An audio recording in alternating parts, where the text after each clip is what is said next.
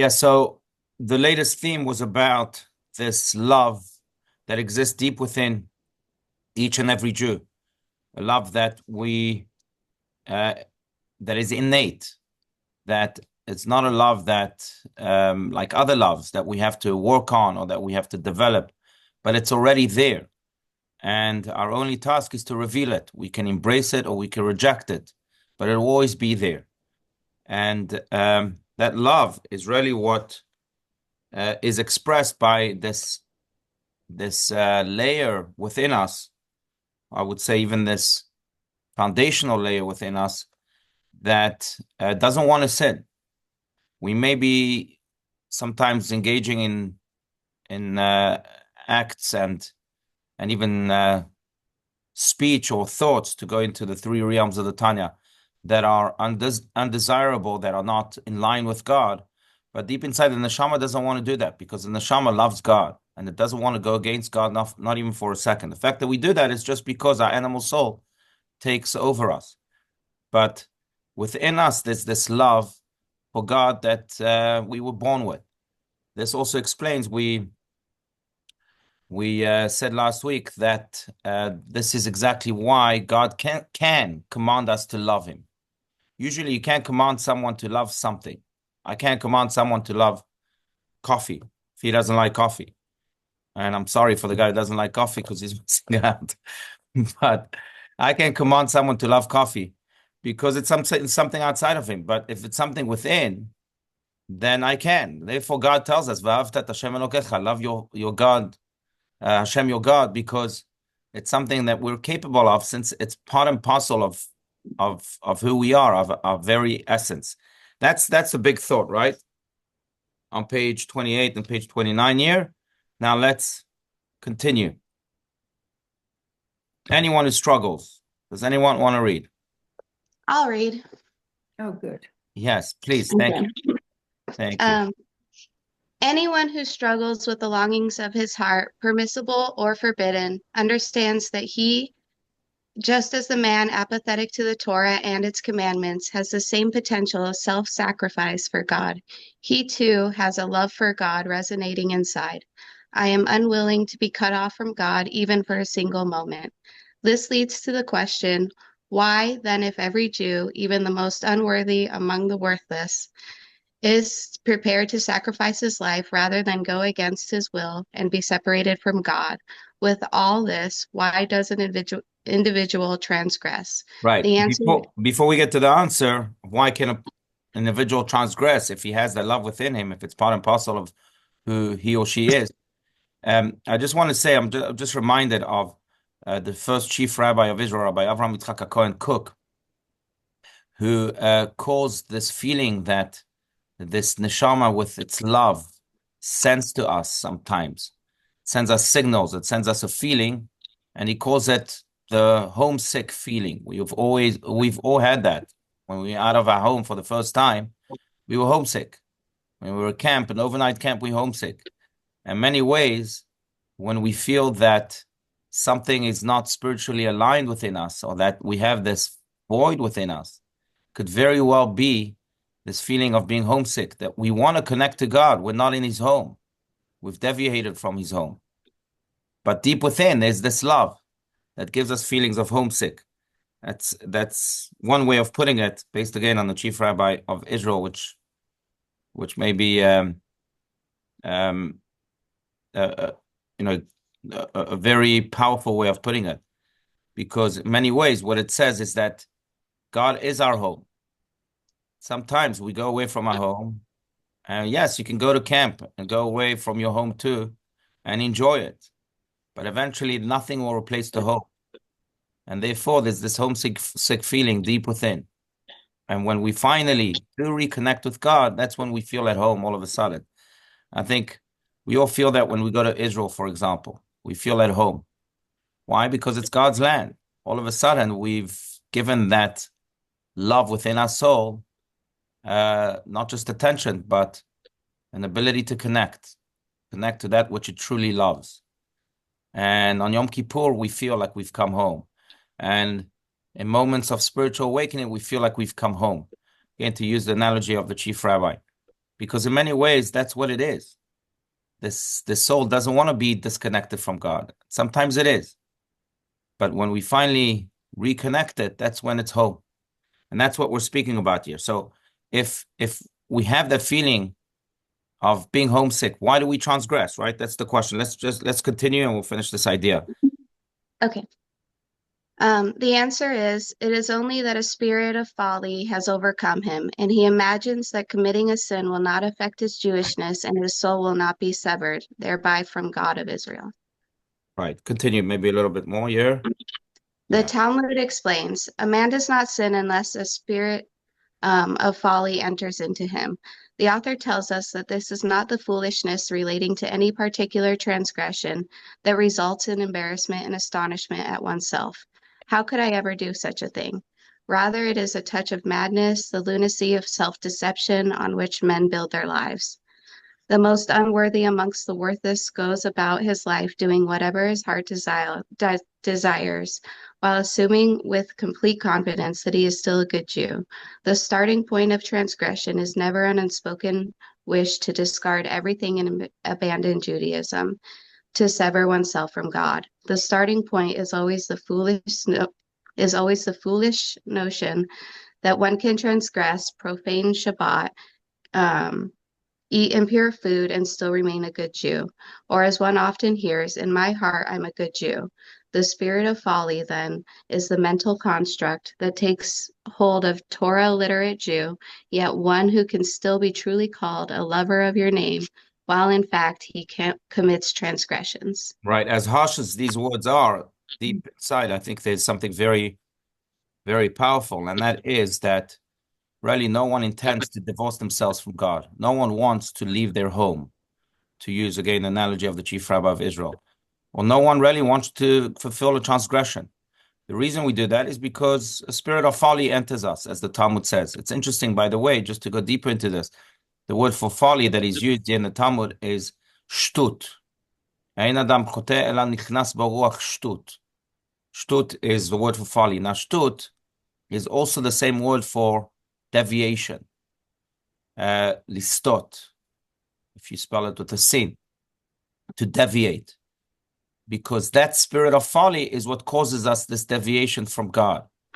By the way, the other word for sin also means deviation. Chet, which is the other word for sin, comes from missing the mark. I think we've spoken about this. Missing, deviating. But no one wants to really deviate on purpose. If you're on the right path, why would you want to deviate on purpose? If your GPS says that you have to take this road, why would you go to the opposite road? You know that you're in the right path. But that's because you have a spirit of folly. You want to try it out. You want to something stupid enters your mind and says, you know what, let's just do it for fun. And then you realize the mistake. But that's that spirit of folly that the Talmud is speaking about. And in many ways, that spirit of folly, if we allow it to permeate and to dwell instead of just rejecting it immediately, then it can lead us to continue down the wrong path. Again, go back to the GPS analogy. You take one road off the mark, then you got to take another road off the road and another road until you realize how far you are. But it always began with that spirit of folly, with that shtut, that caused you to listot, to again same word, to deviate. Now, I will say this is also why the best way to deal with this, Rabbi Stans doesn't talk about this, but he speaks here, but he speaks about it in other places. The best way to deal with this is that when you have that spirit of folly, don't allow it to continue to influence you. Just snap out of it immediately. The worst thing that a person can do when he experiences that spirit of folly that caused him to deviate is to sink into depression, to say, oh, I'm a terrible person, or to beat yourself down, because that only worsens the situation. You're now stuck in that deviated path. So what's the first thing you need to do? Go back to the path, then think about it. Then see how you can better yourself and not deviate again. But don't allow it to linger, because that in of itself is how that spirit of folly eventually prevails. So immediately snap out of it.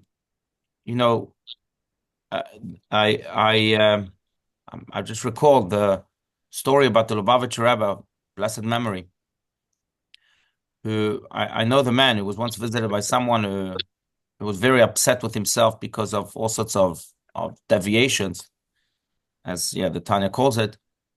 And the Rebbe just looked at him, and then he said to him, "And now what? And now what? Achshav ma?" And that question, the man tells me, name is Yosef, I'm not going to say his last name. The man tells me is really what turned his life around.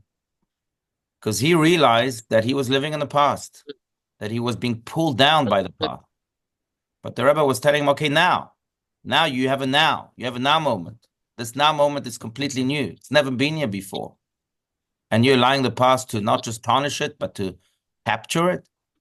So now what? Now just move on. The past is the past. What are you going to do about it? Past is just snap out of it. Go back to the right path. And now what? Focus on the now. In many ways, I think that's the way we can fight the spirit of folly that, yes, aims to pull the person further and further from the right path. The worst is to deviate from the path and to stay there, and to then convince ourselves that the wrong path is the right path. Because very often we rationalize and we say, oh, I'm actually happy with this, knowing deep inside that it's wrong. So how do you do it? You just don't rationalize. You don't think. You don't start conversing with those thoughts, with that spirit of folly, and you snap out of it and you say, now what? Now's a new moment. Stop living in that past. Rabbi Steinsaltz would often give the analogy, if I may, of if you're on a destination, if you're on a road to a specific destination, and then you have a flat tire. So you pull aside and you fix the flat tire and you move on. No one in his right mind would say, oh, I have a flat tire. I'm happy with it. Let me just stay where I am right here in the middle of the highway. This is great. I'm gonna reconfigure my life and just live in the highway with a flat tire and not have a car that functions. No one does that. So why do people do that in life? So we fall. And people say, okay, I'm comfortable with that fall. I'm going to build myself a new home in this place where I fell. Yes, I have a car. God gave me a car that I can fix, that I can just, take the jack out. So that's what it's called, right? The jack, and the put a new tire or a spare tire, move on. God gave that to me, but I feel comfortable with it. People do that in life. We don't do that in the middle of the highway, but people do that. Why? Doesn't make sense. That's why if you have a flat tire, all right, so you fix it and you continue. And now what? That's the way to fight this and to overcome the spirit of folly. But again, I shouldn't be the only one speaking, so feel free to share your comments, your disagreements, and so on. Please. No, I was just going to say it takes strength to move on. Sometimes it's easier just to sit back and, not move on. Yeah. Pull back in that hole, sort of. That's right. Absolutely. It takes strength. It takes resilience. Just like, again, the flat tire analogy, right? Yes, you have to find the courage to just do what you need to do. But still, it really doesn't make sense. And maybe this is also why it's called the spirit of folly, because the antidote to that is just simple logic. And the simple logic says, don't get stuck in the middle of the highway. Don't think that this is your new destination. Just no one would do that. So yes, you need strength to be able to fix and move on, but don't let the past pull you.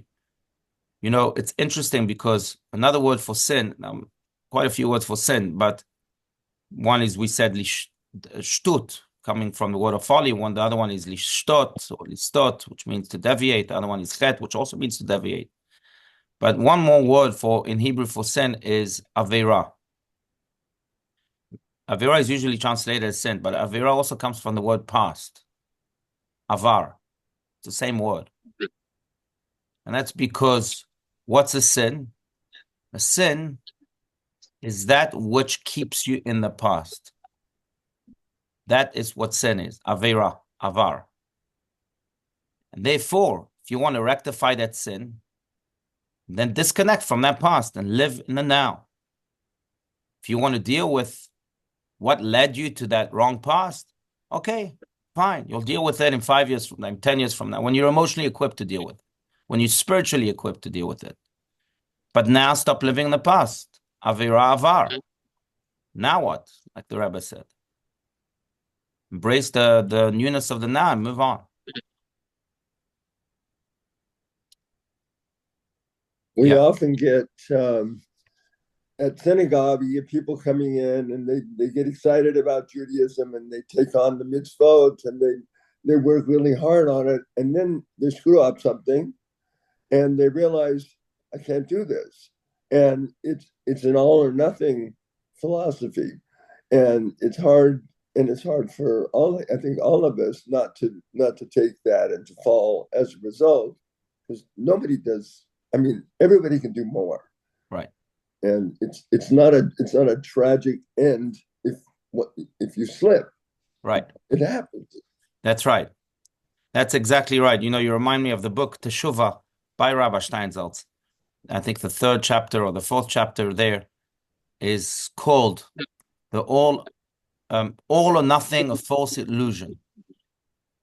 And that's because indeed, when we did Teshuvah, it's not an all or nothing theory. It's a step-by-step theory. It's just being able to take the next step. To go back to that analogy, right? Take out the jack. That's one step. Then lift the car, another jack, another step. And then, slowly, but then get the spare tire and then put it on step by step.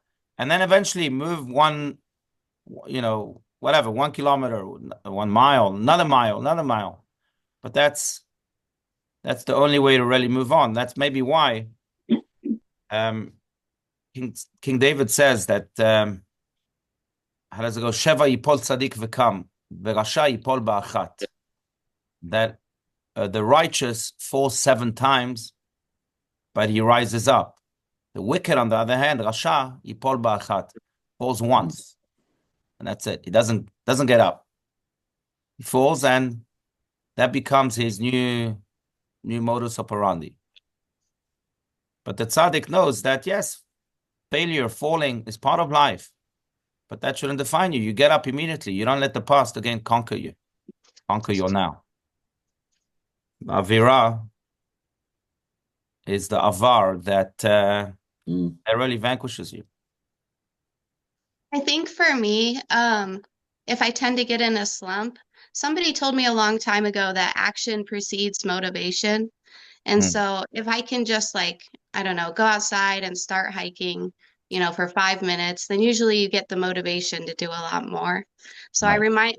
I try to remind myself that with, Judaism in general, just start with a mitzvah, and then usually you can pick up more and it's easier.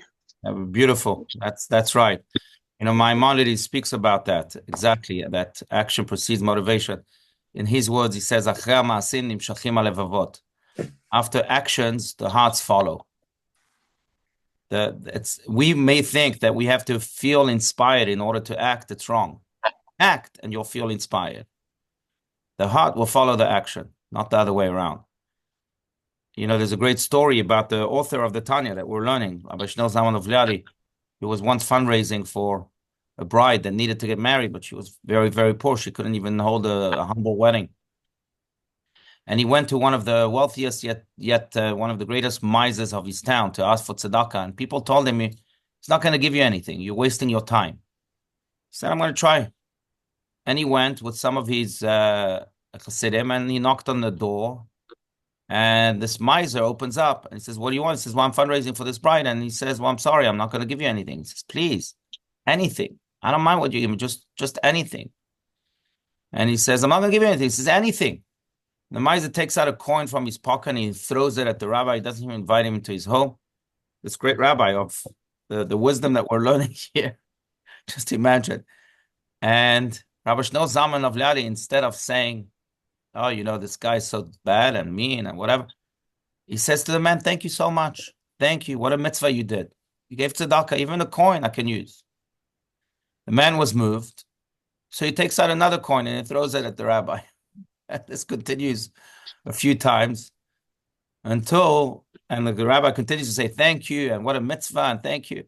And eventually this miser invites the rabbi to his home. And he says, okay, something has changed in my heart.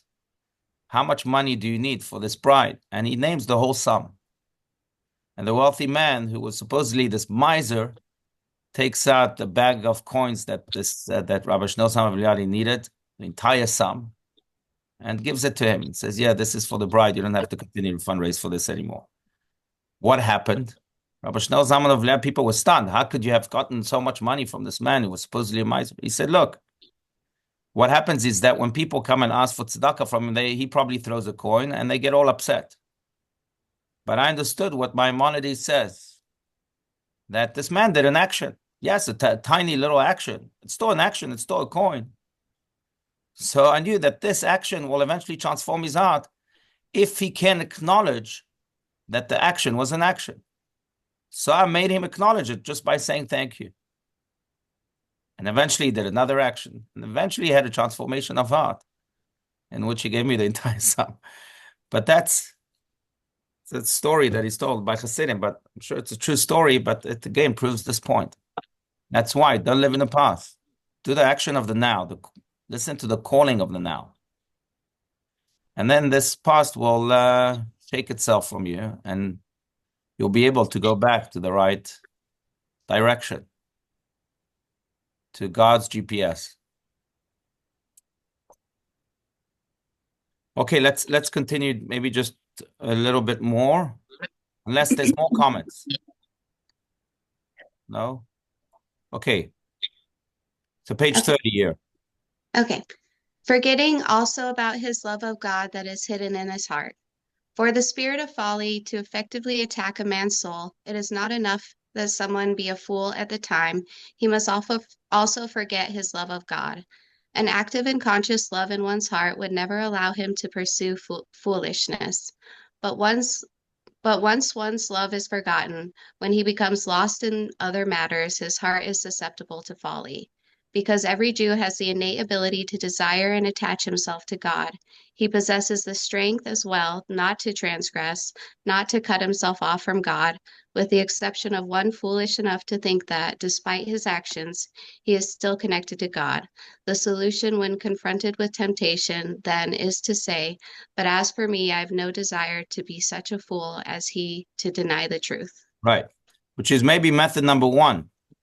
Even before we launch ourselves into action, is to say, no, I have no desire to be a fool. I don't want to be disconnected from God. Because part of the reason folly prevails is because we, in a way, allow it to. We don't block it. And instead of saying, no, I'm sorry, you're a spirit of folly. That's what you are. And I don't want you to overcome it and therefore and turn me into a fool. So I don't want to be a fool. And now I'm going to launch myself into this action. The only, it reminds me of a midrash. Maybe we'll conclude with this, but it's interesting because when trees were created by God, we just read this in the midrash a few weeks ago in the first portion of the Torah, when we spoke about the creation of God. When trees were created by God, they started to tremble. And God said to the tree, why are you trembling? Because we can see that in the soil from which we grow, there's potential to create iron. And this iron will eventually turn into an axe that will chop us off. So we were trembling. And the God responded to them just so powerfully. Well, if you don't provide iron, if you don't provide your wood to the iron, then there won't be an axe to chop you off. And many ways, what God was saying is that what chops us off in life, us are enabling of this chopping us off. If we don't provide the wood to this iron, then we won't be able to chop ourselves off. So if we don't if we don't enable this spirit of folly to overcome us, then it won't overcome us. The only reason it overcomes us is because we say, oh, okay, I guess that's my new status. I'm not a fool. But if you say no, just like the Tanya is saying, I have no desire to be such a fool, then it won't overcome you. Then you can immediately go back to the right path. So we can't be enablers to the spirit of folly. And that's why it's step number one. And then action. That then transforms the heart and enables us to go back to the right path.